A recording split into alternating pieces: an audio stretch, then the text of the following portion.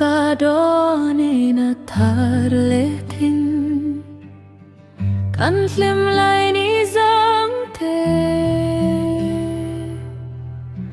Khuarei an chang zota mau Chhungkim theih kan lenlai zawngte có kiệt thấy chẳng xe kan sulhnu zawngte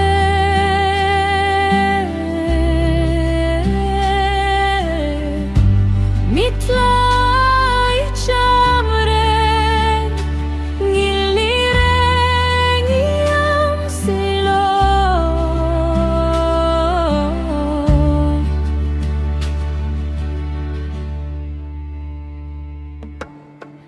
lo let lela kan kiangah hian kan runmawi tu kupa Nangngaih banzai kan relo tapin kan vai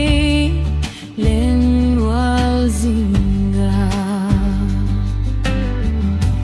có kiệt thấy chẳng xe sulhnu zawngte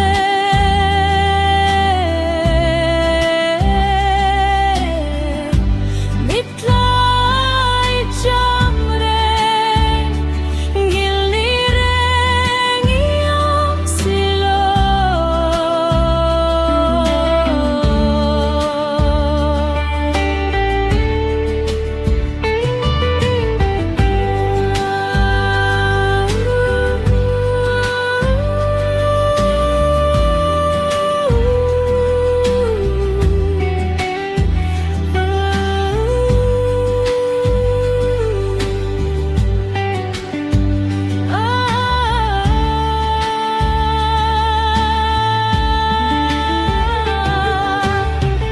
kan thlir sakruang Mitthla chamreng Sakhmel tawnni om tawh kan